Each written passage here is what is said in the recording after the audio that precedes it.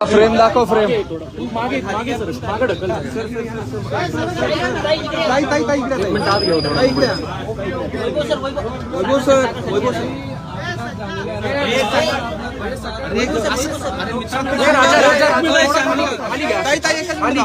एकच मिनिट थांबा. विठ्ठल डोके उचल जरा. 2021 मध्ये लोकसभेत काय करणार? समोर मी हा विषय लोकसभेत बोलले होते. त्यावेळी माननीय गडकरी साहेबांनी इंटरव्हेन्शन केलं होतं आणि साधारण 18 ते 20 गोष्टी नॅशनल हायवेनी त्याच्यात केलेल्या आहेत. हे आपण सगळ्यांनी मान्य केलं पाहिजे. विठ्ठलराव खाली बरोबर 2-4 खाली अजून घे ना खाली. झालेल्या नाही. सगळ्यात महत्त्वाचं म्हणजे इथले जे पुणे म्युन्सिपल कॉर्पोरेशननी सर्व्हिस रोड करण्याची जी गरज आहे ते पूर्ण झालेले नाही. कृष्ण आमची आणि विनंती होती नॅशनल हायवेला की इथला जो उतार आहे त्या उताराचा साठी किंवा जे क्रॉनिक पॉईंट्स आहेत म्हणजे सातत्याने एकाच लोकेशनवर जे त्या गोष्टी होतात त्याबद्दल मला वाटतं 2 वेळा झाले. एकदा आपण लाईव्ह केलं होतं का आठवतं की गडकरी साहेबांची इच्छा होती की जिथे जिथे क्रॉनिक पॉईंट्स आहेत तिथून खासदारांनी लाईव्ह करावं आणि आम्ही मार्ग काढू आणि त्यातून 18 ते 20 गोष्टी झालेल्या आहेत. त्याबद्दल मी गडकरी साहेबांचे आभार मानते.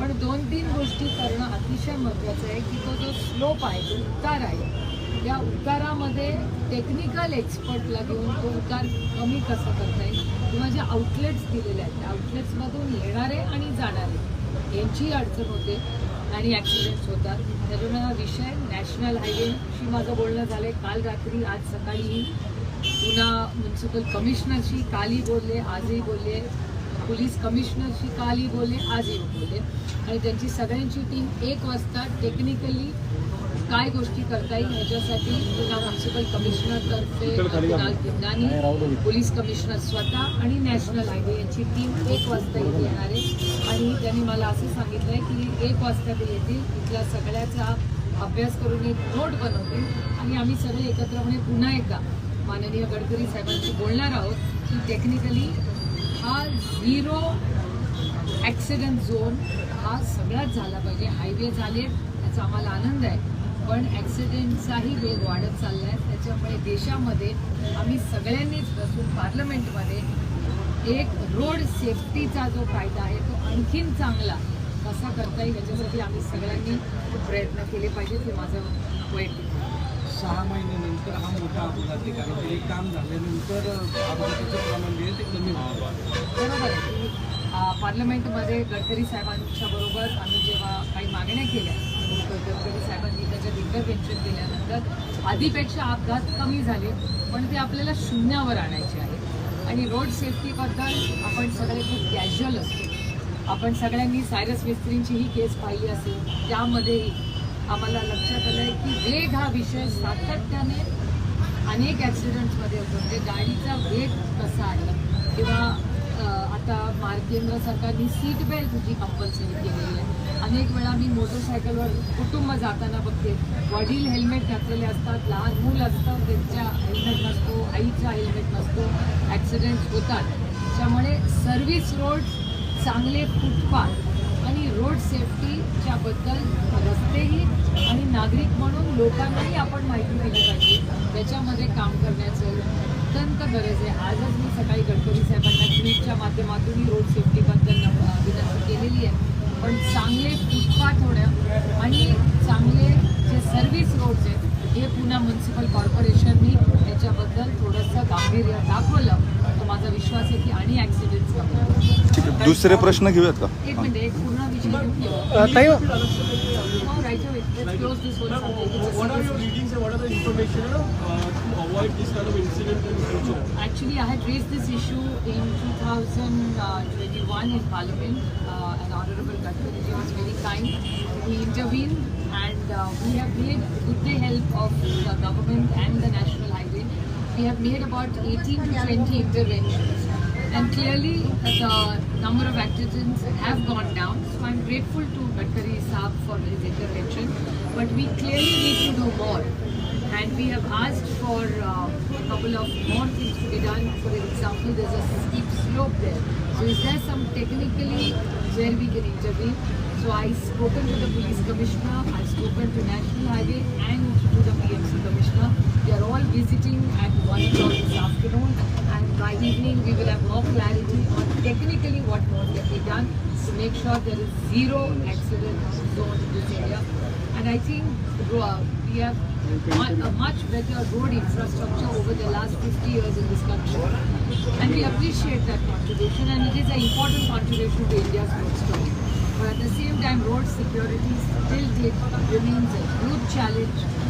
I think infrastructure, maybe service roads, Pune Municipal Corporation needs to make immediate intervention for making better service roads and footpaths, because safety of every citizen is a high priority and must be done. And I have already tweeted to Honorable Gadkari ji this morning that we should take the agenda of national road security and safety, and maybe in the coming parliament we will try and make sure there's a debate on this pan-India and we get a bill for the safety of every citizen. ताई, दुसरे काही राजकीय प्रश्न होते. राज्यपालांच्या वक्तव्यानंतर अनेक वेगवेगळी वक्तव्य शिवाजी महाराजांच्या बाबतीमध्ये आली, ज्यावरून टीका होते किंवा राष्ट्रवादी सुद्धा आक्रमक झालेली होती. तुमची भूमिका काय? माझी भूमिका जी पक्षाची भूमिका आहे की खरं तर महामहिम गव्हर्नरवर टीका करणं ही आपली संस्कृतीही नाही आणि करूही नाही असं माझं मत आहे. पण खूप दुर्दैवी आहे की सातत्याने महाराष्ट्रातल्या आणि भारताच्या महापुरुषांबद्दल सातत्याने ज्या पद्धतीने महाराष्ट्राचे गव्हर्नर बोलतात किंवा भारतीय जनता पक्षाचे स्पोक्सपर्सनचा एक व्हिडिओ काल सगळीकडे सर्क्युलेशनमध्ये होता. हा दुर्दैवी आहे की सातत्याने महाराष्ट्रात आणि छत्रपतींचा अपमान करायचं पाप सातत्याने हे सगळे करतात. हे दुर्दैवी आहे, कुठेतरी थांबलं पाहिजे. आणि यासाठी राष्ट्रवादी काँग्रेस पक्ष, शिवसेना आणि काँग्रेस पक्ष हे रस्त्यावर उतरले. तर राष्ट्रवादी युवक काँग्रेसच्या वतीने संपूर्ण राज्यामध्ये याच्या विरोधात आंदोलन आहे. महामहिम राष्ट्रपतींना विनम्रपणे विनंती आहे की हे गव्हर्नर एकदा चूक झाली मी समजू शकते, माफी मागितली, शब्द मागे घेतला, अशा गोष्टी होऊ शकतात. पण वारंवार म्हणजे इज अ फ्रिक्वेंट ऑफेंडर. एखादी गोष्ट जेव्हा पुन्हा पुन्हा मग ती चूक होत नाही, तो चॉईस असतो. त्याच्यामुळे एखादी चूक झाली, त्यांनी माफी मागितली, परत घेतला शब्द, तसं होत नाही. पुन्हा पुन्हा ते त्याच चुका करत राहतात. याचा अर्थ की ते जाणून बुजून केलं जातं आहे आणि हे दुर्दैवी आणि त्या पदाला न सोडणार आहे. कारण का महाराष्ट्रात खूप मोठे गव्हर्नर होऊन घेतले, देशाला दिशा देणारे असे निर्णय त्या गव्हर्नरांनी घेतलेले. त्यामुळे महाराष्ट्राच्या संस्कृतीला सातत्याने महामहिम गव्हर्नरांच्यामुळे काळबोट चली हे दुर्दैवी आहे आणि हे सातत्याने महाराष्ट्राची बदनामी. तुमचंही वक्तव्य कालपासून चर्चेत आहे. चित्रा वाघांनी टीका केली आहे आणि एकीकडे टिकलीचा वाद झाला त्यावेळेसची तुमची भूमिका, आणि त्यानंतर न्यूज अँकर्सनी न्यूज रूममध्ये साडी घालावी अशा आशयाचं तुमचं वक्तव्य, त्यावरून टीका होते आता की तुमचीच भूमिका डबल स्टँडर्डची आहे. 3 गोष्टी आहेत. तुमच्यापैकी माझं संपूर्ण भाषण किती लोकांनी ऐकलं? माझं 35 मिनिटाचं कालचं भाषण होतं, पत्रकारांच्याच समोर होतं. किती लोकांनी ऐकलं?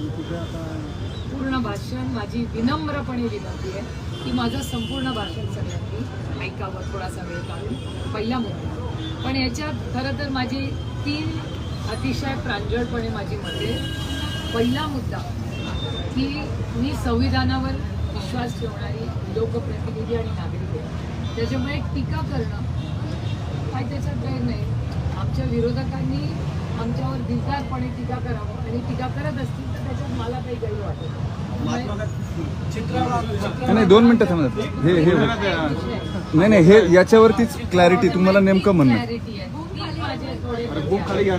पहिला की आमच्या विरोधकांनी आमच्यावर टीका केली, त्याच्यात काही गैर मला वाटत नाही. ठीक आहे, ते आमचे विरोधक आहेत, ते आमच्या कौतुकथडी करणार, टीकाच करणार.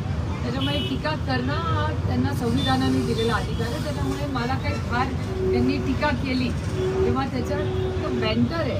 कधी आम्ही त्यांच्यावर टीका करतो, कधी ते आमच्यावर टीका करतात. त्याच्यामुळे त्याच्यात मला काही फार चुकीचं मला तरी काही वाटत नाही. कारण का माझं संविधानावर प्रेम आहे, विश्वास आहे, आदर आहे. त्यामुळे टीका करणं त्यांचा अधिकार आहे. Point number 1. पॉईंट नंबर 2, माझी आई मला नेहमी सांगते की निंदकाचे घर असावे शेजारी.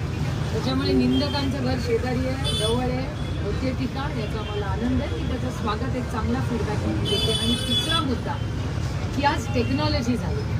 टेक्नॉलॉजीचा वापर चांगल्या हितासाठी, मेडिसिनसाठी, टेक्नॉलॉजीसाठी, आधार कार्ड लिंक करण्यासाठी, अनेक गोष्टीसाठी करतो. पण ह्याच टेक्नॉलॉजीचा गैरवापरही होताना आपल्याला अनेक वेळा समाजात दिसतो.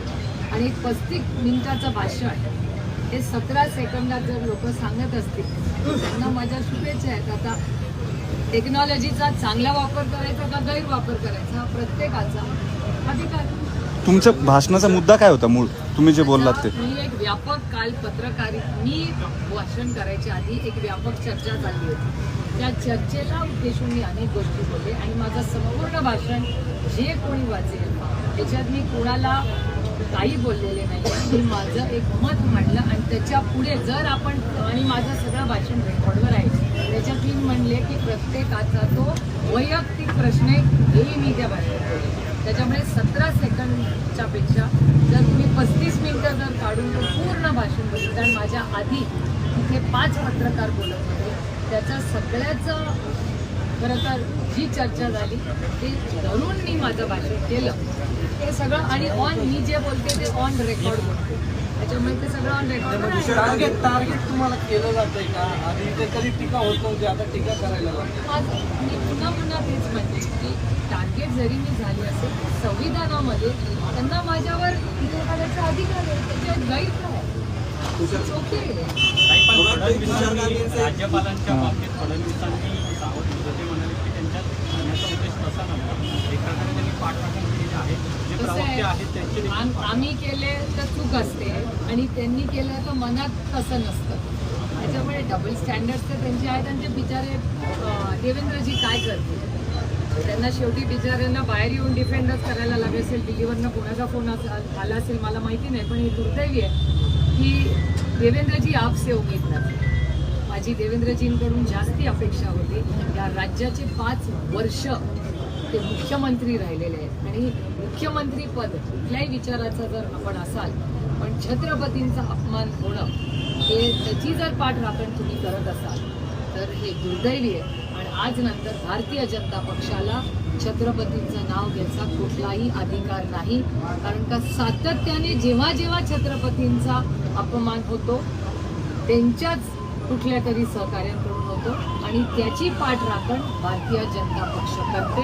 भारतीय जनता पक्ष आणि त्यांचे मित्र पक्ष त्यांना छत्रपतींचं आणि शाहू फुले आंबेडकरांचं नाव घ्यायचा कुठलाही अधिकार आता नाही. तुषार गांधींनी ट्विट केले सावरकरांनी गोडसेंना पिस्तूल उपलब्ध करून दिलं चांगल्या दर्जाचं गांधीजींची हत्या करण्यासाठी. आज सकाळचं ट्विट आहे. तुम्ही गेले 2-3 दिवस हा वाद सगळा ऐकताय. तुमची प्रतिक्रिया नेमकी काय आहे याच्यावर? प्रतिक्रिया असं नाही. माझं म्हणणं आहे इतिहास या बराच मांडला गेला पाहिजे. या मताची हर हर महादेव सिनेमा हा सिनेमा असतो हे मी समजू शकते. पण फिक्शन आणि नॉन फिक्शन ह्या 2 वेगळ्या गोष्टी असतात. तुम्ही जेव्हा एखाद्या कॅरेक्टरवर सिनेमा बनवता म्हणजे आता अनेक वेळा आता महात्मा गांधींवर आपण जेव्हा सिनेमा बघतो त्याच्यात काल्पनिक गोष्टी तुम्ही टाकू शकत नाही. मग तुम्ही लिहिलं पाहिजे की हा वास्तवतेपासून दूर आहे ह्या काल्पनिक गोष्टी आहेत. आता हर हर महादेवमध्ये अशी एक गोष्ट दाखवलेली आहे जे युद्ध झालंच नाही हे दाखवले. बांदल कुटुंबाबद्दल जी टीका दाखवली आहे बांदल कुटुंब त्यांनी उभं आयुष्य अनेक जनरेशन अनेक पिढ्या त्यांच्या छत्रपतींवर प्रेम करणं सेवा करणं त्यांच्याबरोबर लढण्यात गेल्या असा इतिहास चुकीचा दाखवत आहे. त्याच्यामुळे मला असं वाटतं की महाराष्ट्राच्या आणि भारताचा इतिहास आणि जो लढा एवढा मोठा झाला आणि महात्मा गांधींबद्दल जे काही बोललं जातं ते आदरानेच बोललं गेलं पाहिजे. आणि ज्या काही ट्विट्स आज येत आहेत त्याला फॅक्च्युअल बेस असल्याशिवाय मला वाटत नाही ते काही असं ट्विट करतील. त्याच्यामुळे ह्या ट्विटची नोंद आपण सगळ्यांनी गांभीर्याने घेतली. तुषार गांधींचं म्हणणं योग्य आहे असं तुम्हाला वाटतं का? मी त्यांच्याची ट्विट मी पूर्णपणे वाचणार आहे त्याची माहिती घेणार आहे आणि माहिती घेऊन कसं आहे मला बेजबाबदारपणे ना आरोप करायची सवय आहे ना मी कुणावर फारशी टीका करते. पण जर एखादा म्हणजे माझं ट्विटर हँडल तुम्ही बघितलं तर जेव्हा कुणाला बद्दल मी काही बोलते तेव्हा मी एव्हिडन्स बेस्ड बोलते. मी कधीही कोणावर टीका करत नाही. सावरकर हे महापुरुष आहेत असं राष्ट्रवादी आता काही वेळापूर्वी आंदोलन झालं पुण्यामध्ये तर शहरात देखील राजपुरुष होते त्यांचा अपमान काय कशाची मी बोलून माहिती काढून टाकते. मी ऐकलेलं नाही कुठल्या कॉन्टेक्स्टमध्ये. आणि काय झालंय, मी नॉर्मली घाईत नसते, त्याच्यामुळे थोडासा अभ्यास करून बोललेला. म्हणजे सावरकरांच्या बाबतीत राहुल गांधींची जी भूमिका आहे ती तुम्हाला मान्य आहे का? ते जसं म्हणतात ते माफीवीर आहेत, तर तुमची स्वतःची सुप्रिया सुळे म्हणून आणि पक्षाची भूमिका नेमकी काय? सुप्रिया सुळे म्हणून आता बोलायचा अधिकारच नाही, कारण का मी एका संघटनेत काम करते आणि मी एका जबाबदार, तुमच्या सगळ्यांच्या आशीर्वादाने मी एका जबाबदार पदावर पण आहे, खासदार होणं. त्याच्यामुळे कुठलीही गोष्ट बेजबाबदारपणे मांडणं आणि बोलणं हे संयुक्तिक होणार नाही मला. पण मला असं वाटतं की त्यांच्या दोन बाजू आहेत. एक त्यांचा सायंटिफिक टेम्परची एक बाजू आहे आणि हा दुसरा जे राहुल गांधीजी बोलले. कारण एक म्हणजे सावरकरांबद्दल नेहमी आपण जेव्हा बोलतो तेव्हा त्यांनी लिहिलेल्या पत्रांचा एक उल्लेख होतो आणि दुसरीकडे एक सायंटिफिक टेम्पर म्हणजे एक गायीबद्दल त्यांनी काय मांडलेलं आहे हे तुम्ही सगळ्यांना माहिती आहे. त्याच्यामुळे तो एक खूप मोठा सायंटिफिक साईडही त्यांच्या बाजूने आहे. त्याच्यामुळे सावरकरांकडे जेव्हा आपण बघतो तेव्हा त्यांच्या दोन खरं तर टोकाच्या बाजू आहेत त्यांच्या पर्सनॅलिटी. गिरीश महाजन म्हटले की राष्ट्रवादी काँग्रेसने मला टार्गेट केलं जातं, मग ते एकनाथ खडसे असतील किंवा मला मोका लावण्याचाही प्रयत्न केला गेला आणि आम्ही तो पेनड्राईव्हच्या मागे अजून काही पुरावे आमच्याकडे आहेत की आम्ही दोन पेनड्राईव्ह असं नाही, हे जे ईडीचं सरकार आहे किंवा केंद्रात त्यांच्या दोनच स्ट्रॅटेजी, ज्याला इंग्रजीमध्ये टू प्रॉन्ग थिअरी म्हणतात. एक प्रलोभन देणे नाहीतर दडपशाही. त्यामुळे प्रलोभन नाहीतर दडपशाही त्यांना टू प्रॉन्ग थिअरी. त्याप्रमाणे ईडी सरकार महाराष्ट्रात आणि केंद्रात काय आणि मी हे डेटा माहीत सांगते. त्याच्यामुळे देशामध्ये सगळ्यांना माहिती आहे. तुमच्याच चॅनलमध्ये वर्तमानपत्रात हा डेटा येतो. भिडेंनी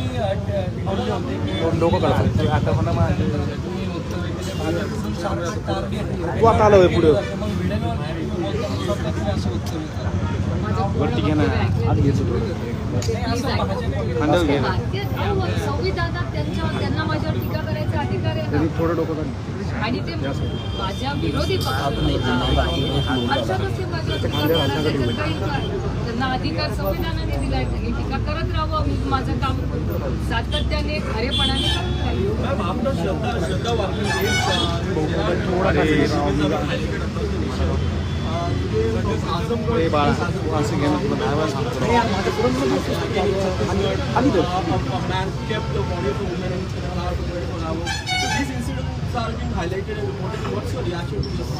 Any heinous crime against any human being must be condemned, and I request the central government that we must all leave politics aside out of this, and all such cases should be on fast track courts, and extreme and quick reaction. Such people should be punished, and there must be a big price for this very heinous crime.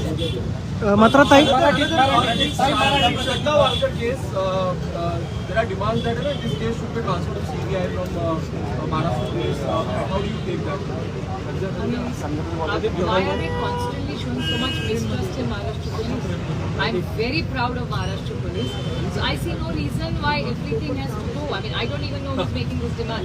There are petitions in the Yeah, but it will be unfortunate because I have full faith in Maharashtra's police. So I think we should give Maharashtra police a chance.